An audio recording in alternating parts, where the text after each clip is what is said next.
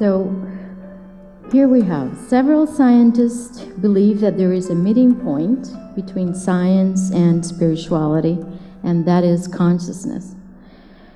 After all, it is an unfolding of consciousness that allows us to penetrate the depth of our being from the physical to the most spiritual levels. Theosophy tells the grand story of this unfoldment from the unconditioned consciousness to its conditioned, differentiated states. In the transaction of HPV, Lodge Blavatsky asserts that consciousness is the realm of ideas brought about by the universal and eternal mind. In quantum physics, we're looking at a universe where the most fundamental level of matter is a state of pure potential, of infinite possibility. Quantum physicist Amit Goswami tells us that quantum entities are waves of possibilities, and what is manifested and taking form is nothing more than an expression of the ever movement of consciousness in all of its degrees, from the subconscious to the pure consciousness, as our planes of consciousness penetrate and impinge on one another. According to Buddhism, mind and matter are relational and interdependent. In science, subatomic particles cannot be found to be inherently real, existing in isolation from the scientific mind that measures them and the instruments designed by them. To the middle way in Buddhism, these are labels for the interdependent processes in a participatory universe. Dr. Goswami says that the most striking feature of waves is that they can be at more than one place at the same time, and a choice is needed to convert possibility to actuality.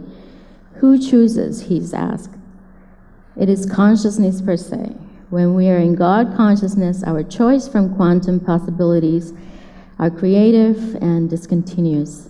It is a quantum leap which is creative and intelligent out of the ordinary space and time.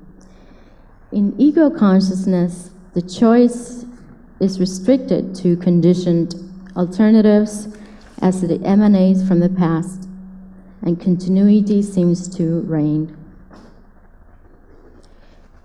B. Alan Wallace, in his book Embracing Mind, talks about 4 different levels of consciousness as it is expounded in the Great Perfection of Dzogchen Buddhist tradition. He says the first level is substrate consciousness, which is our ego consciousness, and which is maintained through all of its incarnations. The second level is substrate. It's a substrate which is more of a neutral state of mind, calm and undisturbed. This would be more akin to the higher levels of manas or the abstract mind. The third level is primordial consciousness, or Buddhi consciousness, which is the ground state of consciousness transcending the minds of individual sentient beings. It is the gateway to God consciousness. The fourth and last is absolute space, the veil of Parabrahman, where consciousness, matter, and time unfold in a homogeneous state. In the Mahama letters, abstract space is described as the rootless cause of everything else, and coeval with it are consciousness, matter, and duration. We know from our study of theosophical literature that our universe is one of law. In Mahama letter 88, the Mahama says, "Our philosophy is preeminently the science of effects by their causes, and of causes by their effects. Parabrahman is not a God, but absolute, immutable law. We are ready to reveal the infinite as all phenomena proceed from the infinite and limitless space, duration, and motion. This phenomena being material, natural, sensible, and known causes." In the book, The Field, written by journalist Lynn McTaggart, who interviewed many leading scientists and researchers of the day, she describes the zero-point field as a repository of all fields and all ground energy states with its virtual particles. She explains that, and quotes, scientific calculations have shown that fluctuations of the zero-point field waves drive the motion of subatomic particles, and that all the motion of all the particles of the universe in turn generate the zero-point field, a sort of self-generating feedback loop across the cosmos. End of quote. This implies that no particle is ever at rest, but is in constant motion due to a ground state field of energy constantly interacting with all subatomic matter. One tenet of esoteric philosophy is that motion is eternal and is the imperishable life of matter itself. So we see that motion and matter are never separate. This means that the basic substructure of the universe is a sea of quantum fields that cannot be eliminated by any known laws of physics. So we see that science is touching upon the indestructibility of matter as its most primeval level, which the esoteric philosophy has pointed out from time immemorial. The zero-point field is talked about in the Secret Doctrine as the Laya Center, which is synonym for nirvana. HPB Volume 1, Secret Doctrine, says, it is in fact the nirvanic dissociation of all substances, merged after a life cycle into the latency of their primary conditions. It is the luminous but bodiless shadow of the matter that was, the realm of negativeness, wherein lie latent during their period of rest the active forces of the universe. In Volume 1, stanza 6, there's mention of 7 Laya centers. HPV describes the centers as the 7 0 points, which the scale of differentiation begins. She says, from these centers begins the differentiation of the elements which enter into the constitution of our solar system. Lynn brings to our attention that scientists have found that these subatomic waves of the field are constantly imprinting a record of the shape of everything. This has given rise to the construct of holograms. With this, scientists have been able to discover the ability of quantum waves to store vast quantities of information in totality and in 3 dimensions, each tiny portion of the encoded information containing the whole image. Reading Michael Talbot's Holographic Universe and Taggart's book, The Field, we find that our bodies, brains, indeed the entire cosmos, are holographic in their nature.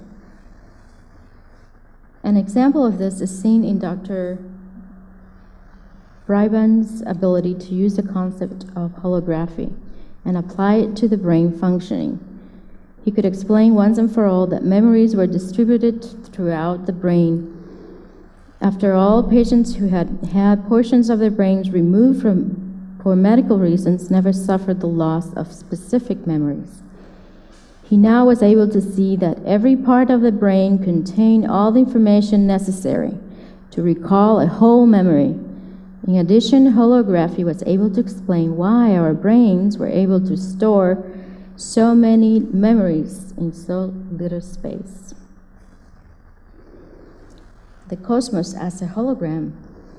Electrons could be seen behaving holographically, sometimes as a particle, sometimes as a wave. But this applied equally to all subatomic particles and to things that once were thought to manifest exclusively as waves, like light, gamma rays, radio waves. They can change from waves to particles and back again. The late physicist David Bond believed that an electron is not one thing, but a totality or ensemble unfolded throughout the whole of space. electrons, and other particles are sustained by a constant influx from the implicate order, or shall we say the zero-point field. And when a particle appears to be destroyed, it is not lost. It is merely enfolded back into the deeper order from which it sprang. The universe, according to Bohm, is a hollow movement. Bohm remarked that the apparent separateness of things at the explicate level, everything is a seamless extension of everything else, and ultimately the implicate and explicate orders blend into each other. As was mentioned before, the infinite holds in its bosom the phenomena. Lastly, we could introduce Ami Goswami's idea of tangled hierarchy, which also sheds light on the notion of how consciousness works. In his recent book published by Quest Books, Creative Evolution, Amit says that there are circularities when a quantum collapse occurs. That is, when a possibility becomes actual. For example, he says that an observer is needed for collapsing the quantum possibility wave of an object, but collapse is needed for manifesting the observer. More succinctly put, there is no collapse without an observer, but there is no observer without a collapse. So here we see this universal duality, which the movement of consciousness brings it to a sort of triad: the object, subject, phenomenon, and the correspondence between the two. But the important thing is that there is only a relative split, because the observer, the apparent I, subject of the collapse, arises codependently with the object. It is, after all, a conscious world where all potentialities are made manifest in order for everything to evolve self-consciously.